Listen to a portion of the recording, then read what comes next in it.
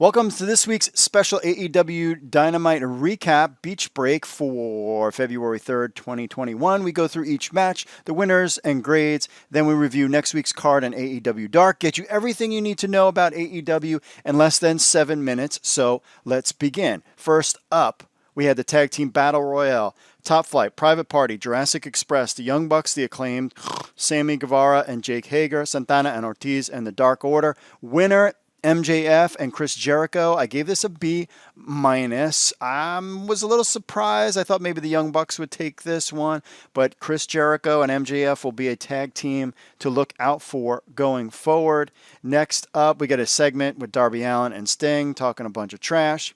Then, surprisingly, this match moved up the card. Usually the women's match is later, but we got Thunder Rosa versus Dr. Britt Baker. Winner, Dr. Britt Baker. I gave this a grade of B minus. This was a good match. Thunder Rosa is on the ranking list. My wonder is she now part of AEW now? We haven't heard anything just yet. Next, we got Matt Hardy and Hangman Page versus Chaos Project. Luther and Serpentico, Chaos Project, I know what it is. Winner, Matt Hardy and Hangman Page, gave this a grade of C. Aside from Page, he was the only good wrestler in this match, and it was just kind of ho-hum. That's what you get. But basically, you've used all of the tag teams in the Battle Royale, so I guess that's why Chaos Project had to be part of that. AEW announces the Women's Eliminator Tournament participants for the World Championship to go up against Hikaru Shida. Lots of women in there, not only from the United States, but also Japan, which is going to make this tournament interesting. We don't know if this is going to be something that's going to take place on Dynamite or whether or not it's going to take place on YouTube. We'll have to find out. We had Penelope Ford and Kip Sabian's wedding. This, of course, we knew it was going to go wrong. Eventually, it did. Orange Cassidy jumps out in the cake. Chucky T or Charles handcuffed Miro's leg. They did poke some fun at different past wrestling weddings, and this was kind of like and I'm ready to move on from this angle, and I'm glad that this kind of wraps this up. We get a segment, Shaq and Jade Cargill will face Cody Rhodes and Red Velvet, not at the Revolution pay-per-view, but actually on Dynamite on March 3rd. That's right. So we're going to get this match. Shaq talked a bunch of junk, and we're going to get this match March 3rd. Next, we had the Lumberjack match, Lance Archer versus Eddie Kingston. Winner, Lance Archer. I gave this a B minus. I thought this match actually was really good. I was afraid it wasn't going to be. Everybody getting involved and lots of tops and turns. One thing with Lance Archer, he just needs to stop staring, looking for the camera all the time. He was doing that last week. He didn't do it as much this week, but that's like one thing. It's like just focus on what you're doing. Who cares about the camera? He's one person that always is looking for the camera, but this was a good match from Archer and Eddie Kingston. We get an FTR segment. Well, apparently they kidnapped Marco Stunt. Uh-oh, poor Marco Stunt. What is he going to do about this? Then finally we get the tag match. We've been looking for Kenny Omega and the Good Brothers, Doc Gallows and Carl Anderson, the Impact Wrestling Champions, versus Jon Moxley, Pac, and my boy Rey Fenix. Winners and our elite match of the night, Kenny Omega and the Good Brothers. I gave this a grade of A minus. Rey Fenix was off the charts as he usually is.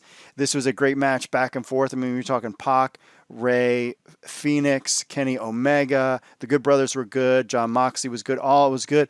Then that was the end of the match. Then Lance Archer comes out after the Good Brothers and Kenny Omega are starting a beatdown. And then Jon Moxley's about to do something. And Kenta from New Japan, I remember him from NXT, which they never used him well in WWE, jumps out and has arrived from New Japan Wrestling and takes out Jon Moxley. So what is going to come of this Moxley-Kenta feud going forward?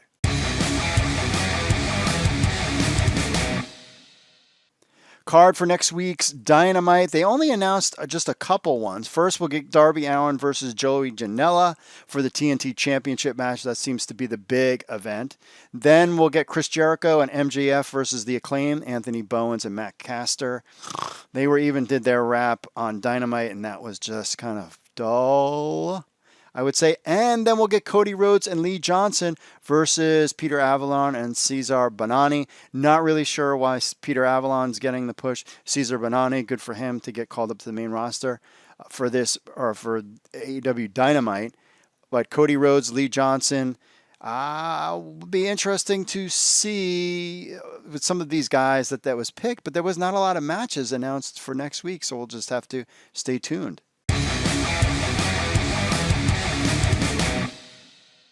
Your quick AEW Dark results for February 2nd. First, Rey Fenix beat Casey Navarro. Tay Conte defeated Tesha Price. Thunder Rosa defeated Danny Jordan.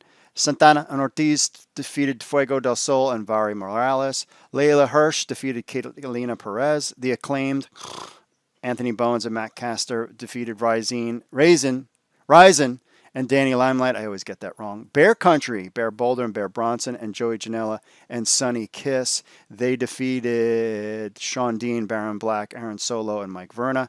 Diamante and Ivelisse defeated Vert Vixen and Jasmine Allure. The Gun Club, Billy and Colton, they defeated John Schuyler and Ray Jazz. Red Velvet defeated Alex Gracia.